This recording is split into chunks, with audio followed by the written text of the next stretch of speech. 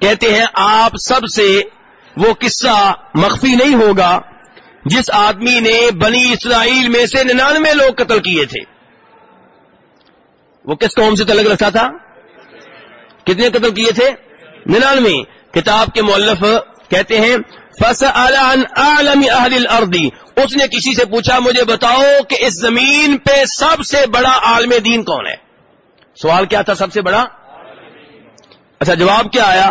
فَدُلَّ عَلَى رَجُلٍ عَابِدٍ، اس کو جس کے بارے میں بتایا گیا وہ عبادت گزار تھا، یعنی کہ عالم دین نہیں تھا. میرے بھائی دھیان سے، ہر داڑھی والا عالم دین نہیں ہوتا. عبادت گزار بڑے ہیں، نفل پڑھنے والے بڑے ہیں، لیکن ضروری نہیں کہ ہر داڑھی والا عالم دین بھی ہو. اور عالم دین بھی کون سا؟ قرآن و حدیث کا علم. علم والے بھی بڑے ہیں، کوئی کہانیاں سنا رہا ہوگا، کوئی شعر سنا رہا ہوگا، کوئی پیروں کی کہاوتیں سنا رہا ہوگا، کوئی چلے سنا رہا ہوگا، کوئی خواب سنا رہا ہوگا. یہ علم نہیں ہے، قرآن و حدیث کا علم. اب اس آدمی نے سوال کیا کیا تھا؟ مجھے کون بتایا جائے؟ دین کا سب سے بڑا عالم. تو اسے جو بتایا گیا وہ کون تھا؟ عبادت کرنے والا.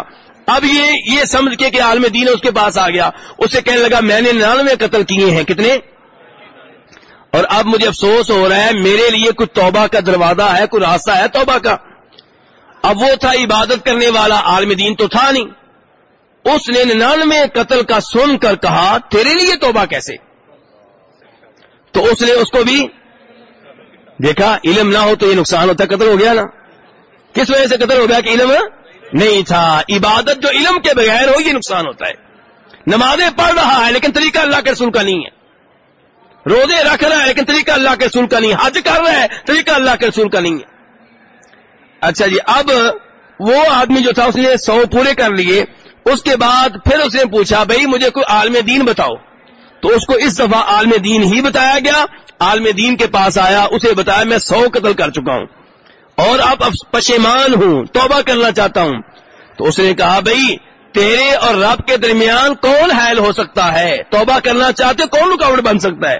جاؤ توبہ کر لو، اللہ سے معافی مانگ لو. لیکن سنیے میرے بھائی، سنیے دھیان سے، لیکن اپنا شہر چھوڑ دو، اپنا محلہ چھوڑ دو، اپنا گاؤں چھوڑ دو. تمہارے گاؤں کے لوگ اچھے لوگ نہیں ہیں، فلاں شہر میں چلے جاؤ، وہاں پہ رہنے والے نیک لوگ ہیں، ان کے ساتھ جا کے زندگی گزارو. تو کہاں رہنا چاہیے؟ یورپ میں. اب بتائیے ایمانداری سے، اپنی اولاد کو یورپ بھیجنے والوں، 15 سال کا بچہ جسے کلمہ پڑھنا بھی نہیں آتا، اسلام کی الف بے کا نہیں پتا، آپ اسے کافروں کے حوالے کر دیتے ہیں. صورتحال یہ ہے، میں کہا کرتا ہوں کہ آپ جو 50 سال کے باپ ہیں، آپ کو وہاں پہ بھیجا جائے تو آپ بھی خراب ہو جائیں گے. اور آپ 15-16 سال کے معصوم بچے کو بھیج رہے ہیں وہاں پہ، جس کے سامنے صبح و شام قرآن کے خلاف باتیں ہوتی ہیں، نبی اسلام کے خلاف باتیں ہوتی ہیں، اور وہ ان باتوں کو پہلے دن وہ پریشان ہوتا ہے، 2 دن پریشان ہوتا ہے، آسا آسا قبول کرنا شروع کر دیتا ہے. آپ نے چند ڈالروں کی خاطر اپنی اولاد کے دین کو خطرے میں ڈال دیا. یہاں پہ توبہ کے لیے وہ کیا کہہ رہا ہے کہ اپنا محلہ، کیونکہ وہاں کے لوگ اچھے لوگ نہیں ہیں. اب یہ آدمی نکل کھڑا ہوا. سچی توبہ اسے کہتے ہیں.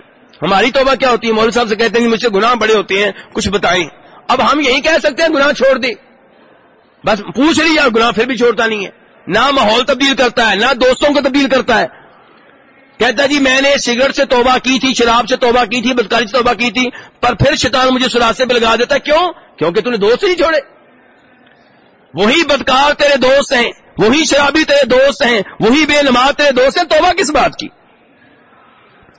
تو فرمایا یہ آدمی اب اپنا گاؤں چھوڑ کے جا رہا ہے ادھر. راستے میں موت آ گئی، راستے میں موت آ گئی. اب جناب والا آپ کو یہ مسئلہ معلوم ہوگا کہ روح قبض کرنے کے لیے ایک ہوتا ہے وہ فرشتہ جس کو ہم کہتے ہیں موت کا فرشتہ، اور کچھ فرشتے ہوتے ہیں اس کے مددگار فرشتے، معاون فرشتے. جب یہ موت کا فرشتہ روح قبض کرتا ہے تو یہ جو معاون فرشتے ہیں، مددگار فرشتے، وہ اس سے روح فوری طور پہ لے لیتے ہیں. اب وہ جو معاون فرشتے ہوتے ہیں وہ اگر روح اچھی ہو تو فرشتے جو آتے ہیں بڑی اچھی حالت میں آتے ہیں، جنت کا کفن لے کر آتے ہیں. کس کے لیے؟ جسم کے لیے نہیں، روح کو قبض کرنے کے لیے. کون سا کفن لے کر آتے ہیں؟ جنت کا، خوشبودار اور نورانی چہروں والے ہوتے ہیں. اور اگر روح ہو، بد انسان ہو، برا، تو پھر فرشتے وہ آتے ہیں جو سیاہ رنگ کے ڈراؤنے، اور جو کفن لے کر آتے ہیں جہنم کا. تو اب جب اس آدمی کی روح قبض ہوئی تو اب دونوں پارٹیاں پہنچ گئیں فرشتوں کی. رحمت کے فرشتے بھی پہنچ گئے، عذاب کے فرشتے بھی پہنچ گئے. وہ کہنے لگے ہمارے والے کرو، کیونکہ اس نے توبہ کر لی تھی. وہ کہنے لگے نہیں، ابھی تو توبہ کے لیے جا رہا تھا، لیکن نیت اچھی تھی اور نیت کے مطابق عمل بھی کیا تھا. صرف نیت اچھی نہیں تھی، عمل بھی کیا تھا. اپنا گاؤں چھوڑا تھا کہ نہیں چھوڑا تھا؟ چھوڑا تھا. اس لیے ان کے درمیان کسی اور نے آ کر فیصلہ کیا کہ ایسا کرو، جھگڑو نہیں، جس گاؤں سے یہ آ رہا تھا وہاں سے لے کر جہاں اس کی روح قبض ہوئی ہے فاصلہ ماپ لو، اور یہاں سے لے کے جہاں جا رہا تھا وہ بھی فاصلہ ماپ لو. دیکھو کس گاؤں کے قریب تھا. اگر اس گاؤں کے قریب ہے جدھر جا رہا ہے تو پھر رحمت کے فرشتے اس کی روح لے کر جائیں گے، اور اگر اس گاؤں کے قریب ہے جدھر سے آ رہا ہے پھر عذاب کے فرشتے اس کی روح کو لے کر جائیں گے.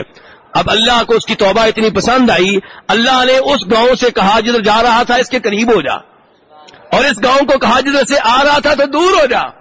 فاصلہ ماپا گیا تو فیصلہ یہ ہوا کہ رحمت کے فرشتے اس کی روح کو قبض کریں گے. بہرحال کہنا کیا چاہتا ہوں، علم کی اس میں شان کیا ہے کہ وہ جو عبادت کرنے والا تھا لیکن علم کی دولت نہیں تھی، وہ خود ہی اس کو بھی مروانے لگا تھا، خود بھی مر گیا.